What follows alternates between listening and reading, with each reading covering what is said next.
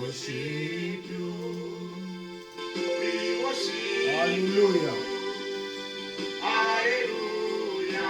We worship you. We Nous worship te bénissons, Jésus, We worship pour ce worship rendez-vous de la parole. Alléluia. Bénions ce moment que tu m'as, Seigneur, que ta faveur soit avec nous et que tout soit pour la gloire de ton nom, Seigneur. Nous présentons encore devant ta face pour partager ta parole. Que ta présence soit avec nous, Seigneur, durant ce temps de la parole. Et c'est là au nom puissant de Jésus. Alléluia. Nous te bénissons, Seigneur Jésus. Nous te bénissons, Seigneur Jésus. Alléluia. Nous te bénissons, Seigneur.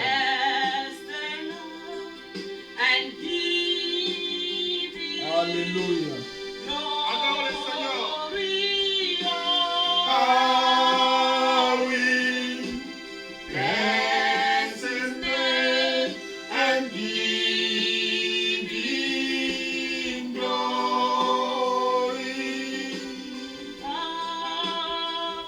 Alléluia. Bless the Nous Lord bénissons le Seigneur and pour cette opportunité, ces moments de la parole que nous voulons partager. Ah oui. Bless His name and give Him glory. Ah oui. Bless the Lord and give Him glory. Oh, I will bless His name and give Him glory. Nous te bénissons, Jésus. Nous te bénissons, Seigneur Jésus, pour ce temps merveilleux. Nous voulons partager ta parole. Nous avons besoin de ta présence, Seigneur. Comme les petits poussés par l'Esprit que les hommes ont parlé. Nous voulons parler de ta part, Seigneur. Et que ta parole soit manifeste dans la vie de quelqu'un aujourd'hui. Alléluia. That your name is exalted, for you reign magnificent, you rule victorious. Your power is shown throughout the earth, and we exclaim that you are mighty. Lift up your name. You are holy. Sing and again, all honor and glory. In adoration, we bow before your throne. Nous te bénissons, Jésus. Your majesty. Célébrez Jésus.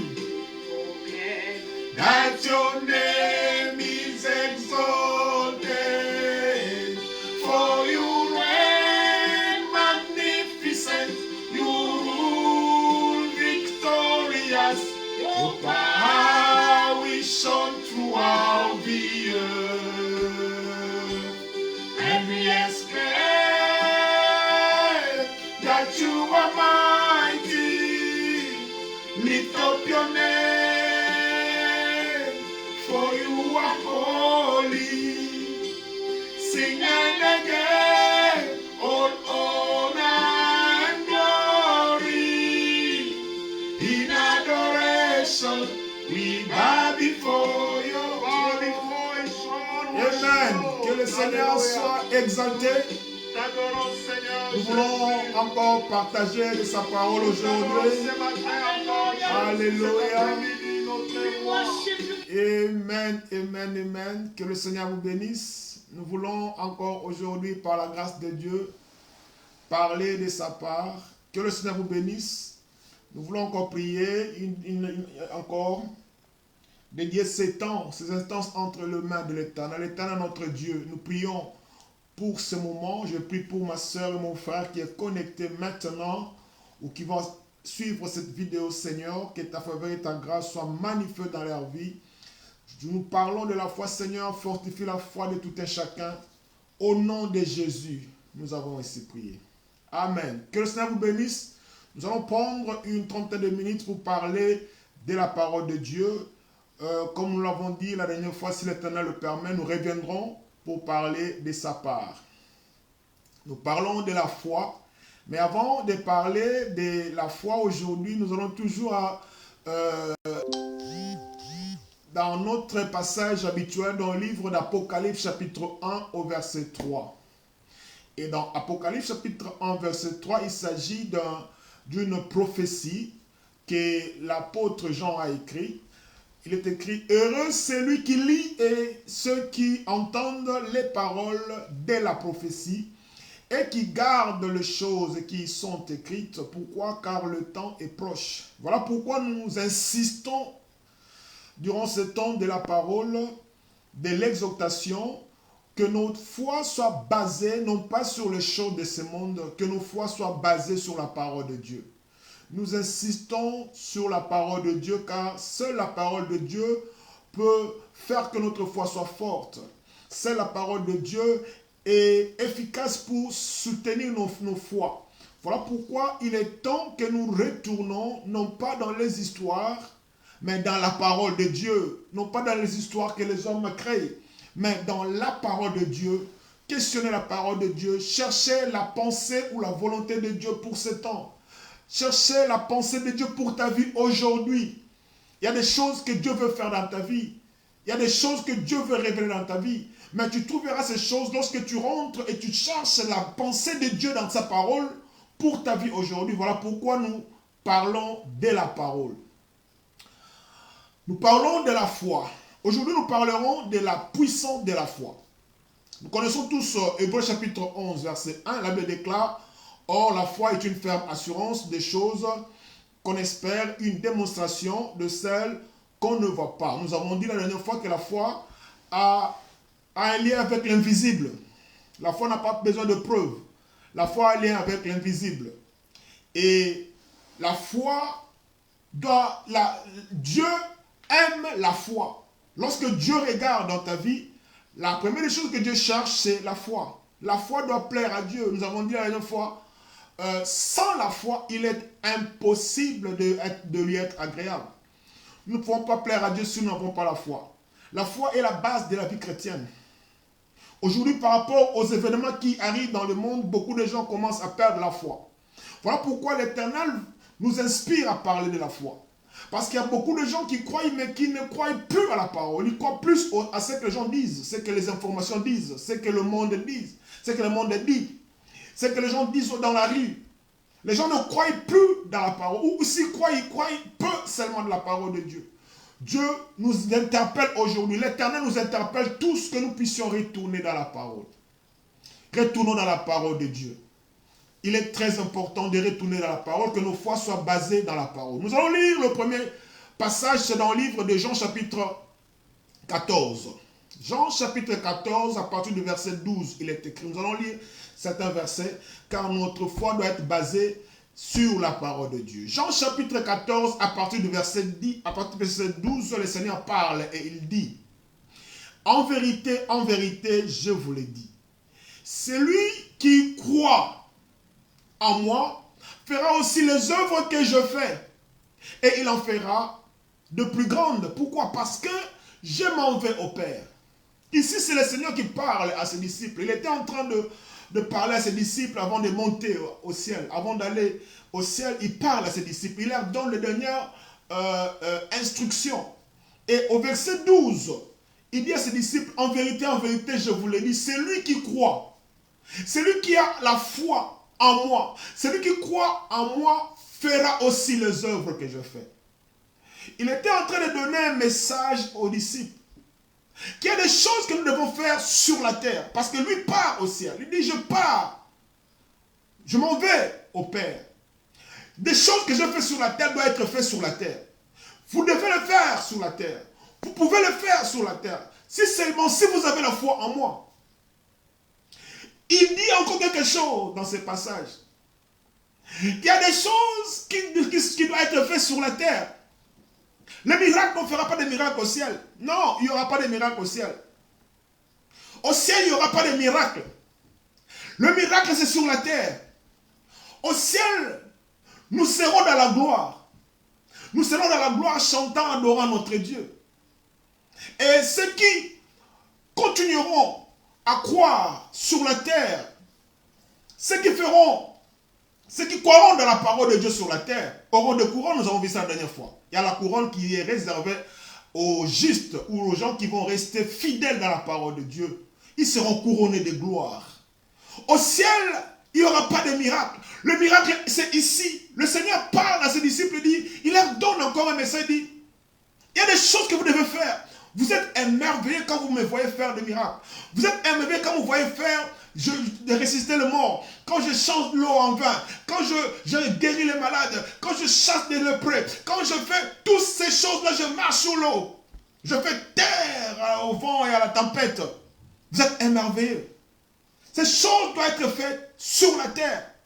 Et vous pouvez le faire. Vous devez le faire.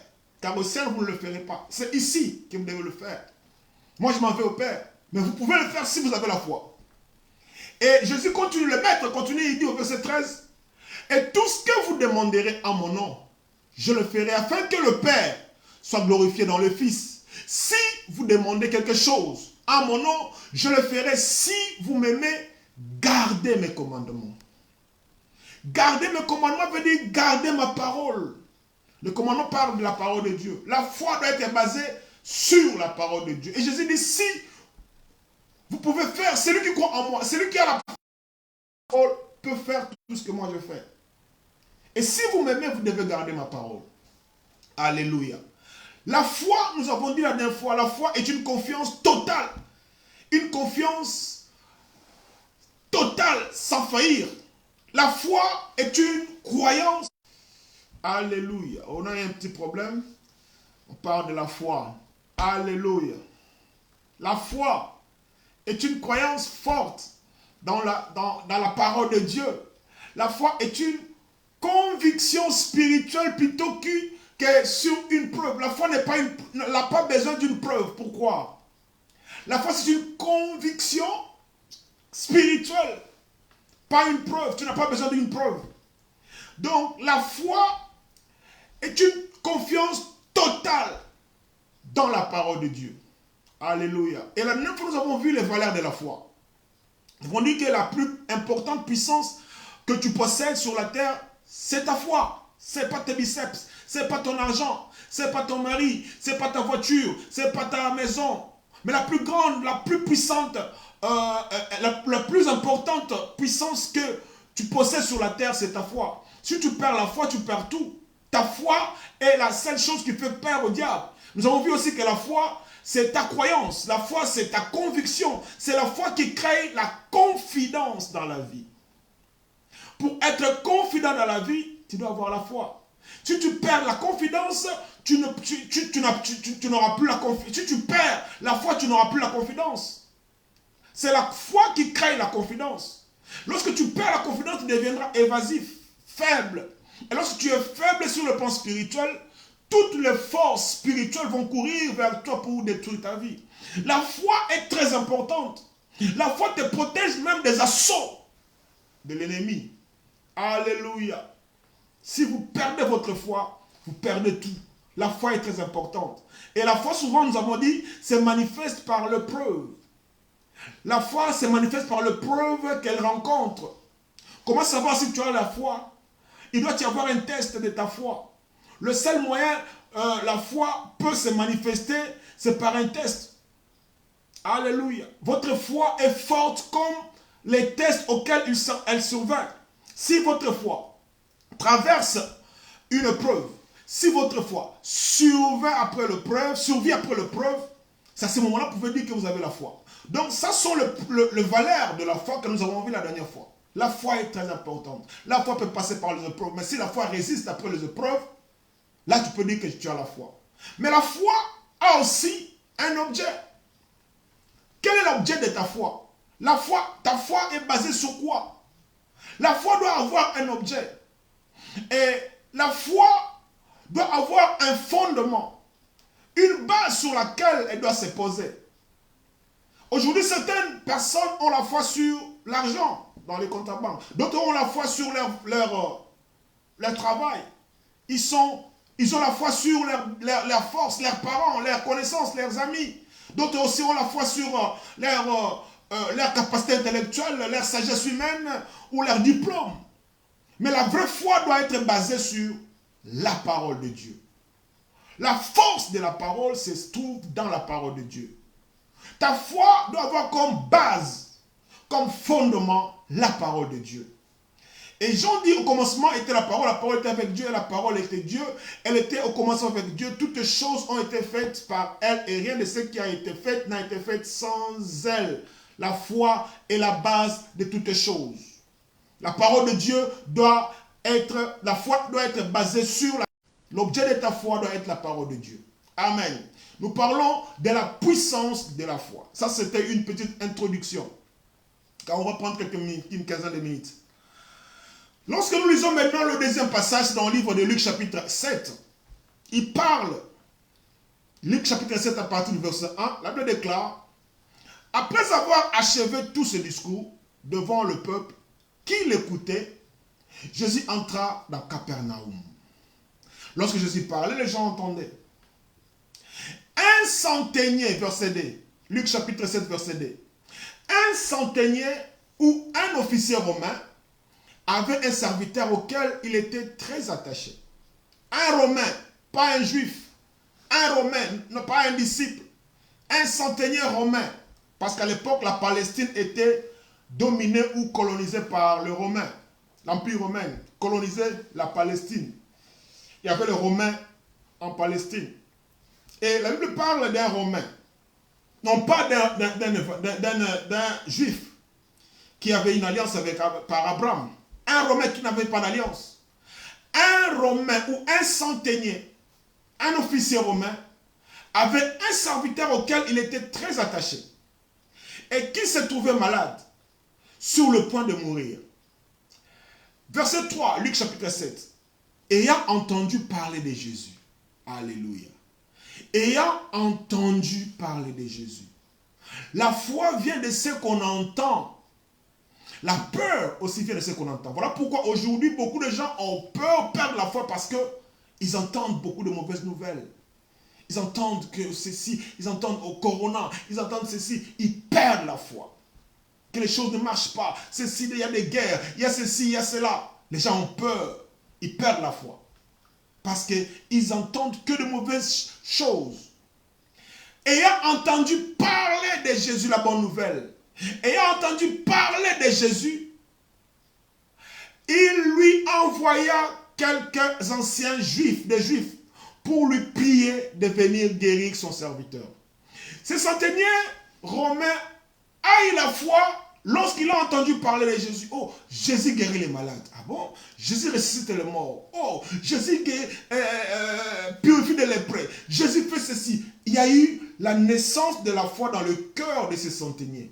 Voilà pourquoi il est important de t'entourer de la parole de Dieu. Pas des histoires des hommes. Entoure-toi avec des gens qui peuvent amener quelque chose dans ta foi. Entoure-toi, que ton environnement soit des gens de foi. Pas des gens négatifs qui vont empoisonner ta foi. Alléluia. Évite d'entendre de mauvaises nouvelles qui n'apportent rien dans ta foi. Le centenier romain a eu foi en Jésus lorsqu'il a entendu parler de Jésus. Lorsqu'il a entendu la parole de Dieu. Et cela a donné naissance à la foi dans son cœur. Que la foi naisse dans ton cœur au nom de Jésus. Que ta foi augmente alors que tu écoutes, tu entends le son de ma voix au nom de Jésus. Alléluia. Je prie alors que tu entends le son de ma voix, que ta foi augmente. Si tu n'as pas la foi, que la foi rentre dans ton cœur maintenant au nom de Jésus. Ayant entendu parler de Jésus, il lui envoya quelques anciens des Juifs pour le prier à venir guérir son serviteur. Au verset 4 de Luc chapitre 7, la Bible déclare, ils arrivèrent auprès de Jésus et lui adressèrent d'instantes supplications. Lorsque les anciens sont arrivés, ils ont prié Jésus. Ils ont dit, Seigneur, il mérite que tu lui accordes cela. Lorsque les anciens sont venus vers Jésus, ils ont dit à Jésus, ils ont insisté, ils ont prié, ils ont dit, Seigneur, s'il te plaît, Seigneur, please, Seigneur, cet homme, ce Romain, cet officier, mérite que tu lui accordes ce qu'il a demandé, mérite que tu viennes faire quelque chose, que tu guérisses son serviteur. Pourquoi? Car cet homme aime notre nation. Il aime notre nation et c'est lui qui a bâti notre synagogue. Waouh! Ce Romain a bâti la synagogue, là où le juif priait. C'est lui qui a bâti la maison de Dieu. Alléluia. Il aime notre nation. C'est lui qui a bâti notre synagogue. Alléluia. Et Jésus étant allé avec eux, n'était pas guère éloigné de la maison, quand les centeniers envoyaient des amis pour lui dire, Seigneur, ne prends pas tant de peine, car je ne suis pas digne que tu entres sous mon toit. Pourquoi il a dit cela? Parce que dans la tradition juive à l'époque, lorsque quelqu'un dépasse la porte, la barrière de ta porte, il devient un avec toi. Dans la culture juive, lorsque quelqu'un rentre dans ta maison, il passe la porte de ta maison, il rentre dans ta maison, il devient un avec toi. Voilà pourquoi lorsque Jésus est rentré dans la maison des Zachée, les pharisiens étaient dessus, étaient étonnés. Mais comment il rentre dans la maison des pécheurs? Parce qu'ils n'ont pas compris comment Jésus a franchi. Lorsque tu franchis la barre de la maison, tu rentres dans la maison de quelqu'un, tu deviens un avec cette personne, dans la culture juive. Alors ils n'ont pas compris que Jésus rentre dans la maison d'un pécheur. Zachée dit, mais il devait comprendre, lui, il est ça, il devait comprendre que ce monsieur c'est un voleur, c'est un pécheur, il ne peut pas. Et voilà pourquoi l'officier, connaissant cette culture, il a dit au Seigneur, il a dit au Seigneur, Seigneur, ne prends pas tant de peine, ne te dérange pas trop, Seigneur, ne prends pas trop de peine, car je ne suis pas digne que tu rentres sous mon toit. Je ne suis pas digne que tu fasses un avec moi, car je suis un pécheur. Et il dit, verset 7, c'est aussi pour cela que je ne me suis pas cru digne d'aller en personne vers toi.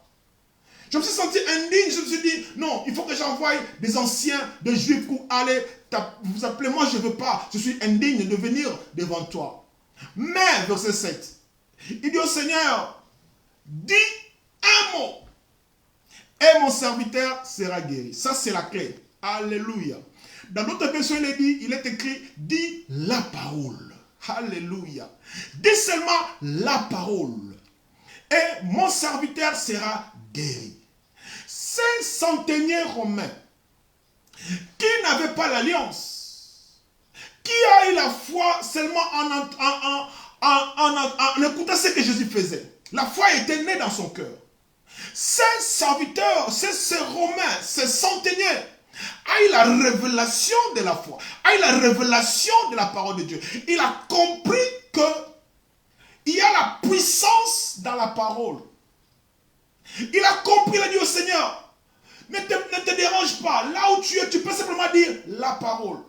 Dis simplement la parole et mon serviteur sera guéri. Alléluia. La puissance de la foi réside dans la parole de Dieu. La puissance de la foi, la puissance de ta foi ne réside pas dans l'imposition de main ou dans l'imposition de pied ou dans l'imposition de dos. On t'a beaucoup imposé les pieds et les mains.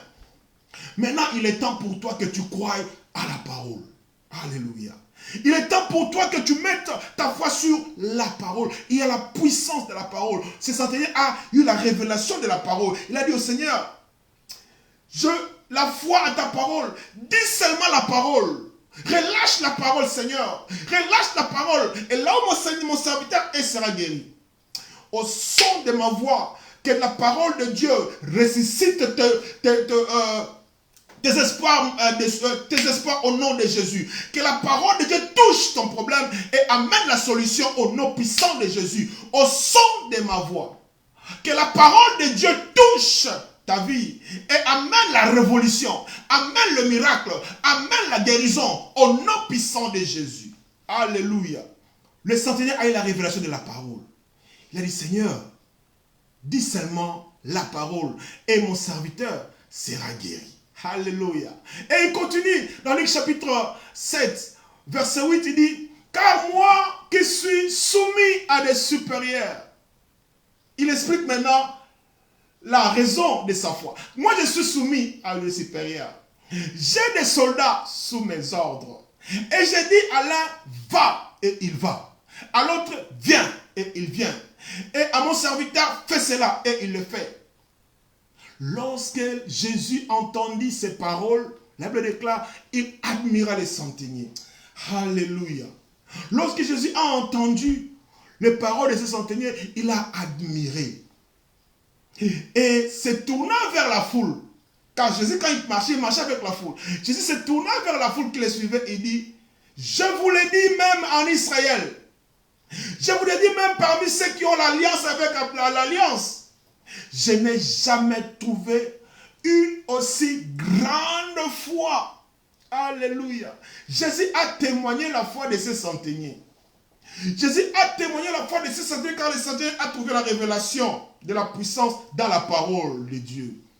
Alléluia. Jésus a dit, je n'ai jamais trouvé, même en Israël, une foi aussi grande que ce centenier a. Jésus a admiré. Que Jésus admire ta foi. La Bible déclare, sans la foi, il est impossible de lui être agréable. Le centenier avait la foi, Jésus a admiré. Lorsqu'il a regardé, il a vu la foi. La foi est visible. On peut voir ta foi. Alléluia. La foi est invisible, mais il est aussi visible pour le miracle. Alléluia. Que la foi devienne visible et produise le miracle au nom de Jésus. Jésus a vu sa foi et l'a admiré. Waouh. Alléluia. J'ai pris au nom de Jésus. Que Jésus admire ta foi. Que Jésus admire ta foi. Que ta foi devienne visible dans l'invisible et produise le miracle dans l'invisible au nom puissant de Jésus. Jésus a dit, je n'ai jamais trouvé une foi aussi grande, même en Israël. Et Matthieu maintenant parle de la même histoire. Et Matthieu parle au verset 10, Matthieu chapitre 8 au verset 10, de la même histoire. Matthieu dit, après l'avoir entendu, Jésus fut dans l'étonnement et dit à ceux qui le suivaient, je vous l'ai dit en vérité, même en Israël, je n'ai pas trouvé une aussi grande foi. Au verset 11 de Matthieu chapitre 8, Jésus dit, or, je vous déclare que plusieurs viendront de l'Orient et de l'Occident et seront à table avec Abraham, Isaac et Jacob dans le royaume des cieux. Mais les fils du royaume seront jetés dans les ténèbres du dehors où il y a de pleurs et des grincements des dents. Jésus ouvre une parenthèse. Jésus parle des choses qui ne sait pas, il parle des choses du royaume à cause de la foi. Tu cherches des révélations. Tu cours, tu cherches que quelqu'un parle des choses sur ta vie. Tu cherches des révélations, mais la révélation se trouve dans la parole de Dieu. La révélation se trouve dans ta foi. La foi de ces Romains a poussé Jésus à ouvrir une parenthèse. Alléluia. Des choses qui n'est pas encore arrivées. Des choses du royaume. À cause de la foi de ces centeniers, Jésus a ouvert une parenthèse. Et elle a expliqué les choses à venir. Il y a des choses que tu cherches à connaître dans ta vie. Il y a des choses que tu ne comprends pas encore aujourd'hui. Mais ta foi peut ouvrir une parenthèse spirituelle afin que tu le comprennes au nom de Jésus. Alléluia. Ta foi peut te connecter avec le ciel pour comprendre les choses qui ne sont pas encore arrivées. La foi est tellement puissante que ce jour-là, Jésus a ouvert une parenthèse des choses à venir. Jésus commence à expliquer des choses du royaume à cause de la foi d'un centenier. La foi est très puissante dans la parole de Dieu. Lorsque ta foi est basée sur la parole, quand le centenier dit, dis seulement la parole. Et Jésus a aimé cela. Si ta foi est basée sur la parole, cela produira des miracles. La foi de ce centenier a amené Jésus même à parler des choses à venir. Alléluia. Au nom puissant de Jésus, que ton avenir soit brillant au nom de Jésus. Que Jésus ouvre une parenthèse de la vie, de ta vie. Il y a des choses qui te compliquent. Il y a des choses que tu ne comprends pas aujourd'hui. Mais si tu mets ta foi dans la parole, alléluia, tu auras la révélation de ces choses au nom de Jésus. Ne mets pas la foi sur les choses de ce monde. Ce centenier avait mis sa foi sur Jésus, sur la parole de Jésus. Et Jésus a ouvert une parenthèse des choses à venir. La Bible déclare au verset 13, puis Jésus dit au centenier, va, qu'il te soit fait selon ta foi. Waouh! Qu'il te soit fait selon ta foi. Et la Bible déclare, à l'heure même, le serviteur fut guéri. Qu'il te soit fait selon ta foi. Nous avons vu au début que le Seigneur a dit, si tu crois en moi, tu feras des choses que moi je fais. En vérité, je vous l'ai dit, celui qui croit en moi fera des choses. Ce centenier a cru à la parole de Dieu et le miracle s'est produit dans la vie de son serviteur. Le centenier a exercé la foi pour son serviteur. Il n'a même pas exercé la foi pour lui-même. Non. Il a eu la foi pour son serviteur. Tu as un problème qui te dérange, mon frère et ma soeur. Tu peux mettre ta foi sur la parole de Dieu et tu auras la solution au nom de Jésus. Jésus a dit, si quelqu'un croit, c'est lui qui croit en moi. Si tu mets ta foi dans la parole de Dieu, la solution est possible. Tu n'as pas besoin de courir derrière les prophètes. Tu n'as pas besoin de courir qu'on te mette la main. Là où tu es aujourd'hui, mets ta foi sur la parole et tu auras la guérison au nom de Jésus. Là où tu es, mets ta foi sur la parole et les choses seront ouvertes dans ta vie. Là où tu es, mets ta foi. Crois à la parole de Dieu. Crois à la parole de Dieu. Crois. Alléluia. Ferme les oreilles à ce que les gens disent. Mets ta foi dans la parole. Tu feras des choses plus grandes que Jésus a fait sur la terre. Car il y a des choses que nous devons faire maintenant sur la terre. Au ciel, on ne fera pas des miracles. Au ciel, il n'y aura pas de guérison. Car nous serons tous guéris, il n'y aura pas de maladies. Au ciel, il n'y aura pas de maladies, il n'y aura pas de guérison. La guérison, c'est ici. Car au ciel, nous aurons le corps de gloire. Nous serons dans la gloire. Nous serons dans la gloire, chanter dans la gloire. Il n'y aura pas de maladie, il n'y aura pas de guérison. La guérison, c'est ici. Alléluia. C'est maintenant l'heure de ta guérison au nom de Jésus. C'est maintenant l'heure de ton miracle au nom de Jésus. C'est maintenant le temps de démontrer la puissance de ta foi au nom de Jésus. C'est maintenant le temps de mettre ta foi dans la parole de Dieu. C'est maintenant de voir la gloire de Dieu. Moi, je pense même sur le 21e siècle, c'est un siècle spécial. Voilà pourquoi Dieu veut que tu puisses voir la gloire aujourd'hui sur la terre. Alléluia. Tu manifesteras la gloire de Dieu sur la terre aujourd'hui. Les centeniers, le Romain, par sa foi, son serviteur est guéri. Alléluia. Il n'a même pas exercé sa foi pour lui-même, mais il a exercé sa foi pour son serviteur. Que ta foi produise le miracle aujourd'hui au nom puissant de Jésus. Le miracle, c'est encore possible. Le miracle, c'est encore possible. Peut-être que tu es fatigué à cause de faux miracles. Non, ne sois pas fatigué parce qu'il y a de faux. Il y a de faux dollars, mais il y a aussi de vrais dollars. Alléluia. C'est pas parce qu'il y a de faux, il y a de faux, on a parlé trop de faux. Maintenant, cela a affecté ta foi. Tu ne crois plus trop à la parole. Tu penses que tout ce qui est fait pour Dieu est faux. Non. Il y a encore des choses vraies dans la vie, dans la parole de Dieu. Il y a encore des gens qui parlent de choses de Dieu. Alléluia. Dieu fait encore des miracles aujourd'hui. Et c'est encore possible pour toi au nom puissant de Jésus. Que ta foi produise la louange. Tu vas te lever et témoigner la gloire de Dieu. Exerce la puissance de ta foi. Exerce la puissance de ta foi. C'est encore possible. N'abandonne pas. Nous avons vu la dernière fois comment Dieu a restauré Job. Dieu a restauré Job parce que Job a cru en Dieu, quelles que soient les épreuves qu'il a traversées. À la fin, Dieu l'a restauré. Dieu l'a béni. Dieu l'a rétabli dans sa première position au double parce que Job a cru. Alléluia. Ton rédempteur s'élèvera. Il est temps que tu voies ton miracle. Le temps des miracles n'est pas passé. Le temps des miracles n'est pas fini. Ta foi produira les miracles au nom puissant de Jésus. Et si seulement si tu poses ta foi dans la parole. Alléluia. Le Seigneur a dit, dis seulement la parole. Que cette parole de ce soir révolutionne ta vie. Que ta vie change au nom de Jésus.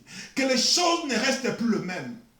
Qu'à partir de cette soirée, que les choses changent de ta vie. Que les choses changent au nom de Jésus. Que tu voies un miracle au nom puissant de Jésus. Que cette parole vienne changer ta conception de vie. Que tu puisses, ces messieurs, ces Romains, étaient Romains, vivaient parmi les Juifs, mais il avait une foi qui dépassait la foi des Juifs. Alléluia. Il avait une foi qui dépassait la foi des Juifs. Car Jésus a dit, je n'ai jamais vu. Jésus a traversé tout Israël, il n'a jamais vu quelqu'un avec une foi comme celle de cette personne. Tu n'as pas besoin d'avoir peur. Tu n'as pas besoin de te considérer petit par rapport aux autres. Non, ta foi peut faire la différence au nom de Jésus. Et à partir de cette soirée, ta foi fera la différence. Et c'est là au nom de Jésus. Dites simplement la parole, Seigneur, et mon serviteur sera guéri. Aujourd'hui, nous relâchons la parole de Dieu. Mets ta foi sur cette parole. Mets ta foi sur la parole de Dieu. Mets ta foi sur Jésus qui est la parole. La Bible déclare au commencement était la parole. Pose ta foi. Que l'objet de ta foi ne soit pas les choses de ce monde. Que l'objet de ta foi ne soit pas la crainte. Que l'objet de ta foi soit la parole de Dieu. Et tu auras ton miracle au nom puissant de Jésus. Car l'ère des miracles n'est pas finie. Alléluia. La puissance de la foi. La foi a une puissance lorsqu'elle est assise sur la parole. Lorsque la foi est assise sur la parole, elle déclenche une puissance terrible. C'est une soirée que ta foi produise un miracle, une guérison, une délivrance. Et tu témoigneras de la puissance du nom de Jésus. Alléluia. Que le Seigneur ouvre les écluses des cieux. Que le Seigneur t'ouvre la dimension prophétique, que tu comprennes les choses que tu ne comprends pas encore aujourd'hui. Il y a des choses qui t'échappent. Que le Seigneur t'ouvre encore, te connecte au ciel pour que tu puisses comprendre les choses que tu ignores aujourd'hui. Et c'est là au nom puissant de Jésus. Seigneur, je prie pour ma soeur. Je prie pour mon frère qui est connecté avec nous aujourd'hui. Que sa foi puisse apporter un miracle. Que sa foi puisse produire un miracle. Que sa foi puisse produire une guérison. Que sa foi, Seigneur, transforme sa vie. Et c'est là au nom puissant de Jésus qu'elle soit connectée au ciel par sa foi. Alléluia. Qu'elle soit connectée et reçoive la révélation de sa vie par la foi. C'est maintenant sur la terre que nous devons manifester la puissance et non pas au ciel. Et le temps est venu pour toi, ma soeur et mon frère, qui entend le son de ma voix, de manifester la puissance de ta foi sur la terre, car au ciel, nous n'allons pas manifester la puissance de la foi. Au ciel, nous allons régner, c'est sur la terre. Et c'est maintenant que tu dois manifester la foi. Au nom puissant de Jésus, nous avons ainsi prié. Amen. Alléluia. Que le Seigneur vous bénisse. C'était une courte exhortation aujourd'hui, car c'était ça la volonté de Dieu pour toi aujourd'hui. Le Seigneur veut que tu puisses repositionner ta foi sur sa parole. Repositionne ta foi sur sa parole. Et ta foi aura une puissance, va dégager une puissance terrible qui produira des miracles. Que le Seigneur vous bénisse. Si le Seigneur ne revient pas demain ou dans quelques minutes, nous reviendrons encore prochainement pour parler de lui. Mais entre-temps que votre foi soit basée sur la parole. Et pour terminer, nous lisons toujours la prophétie de Apocalypse chapitre 1, verset 3. La Bible déclare, « Heureux celui qui lit et ceux qui entendent les paroles de la prophétie et qui gardent les choses qui y sont écrites, car le temps est proche. » Que ça vous bénisse. À la prochaine, au nom puissant de Jésus. Amen.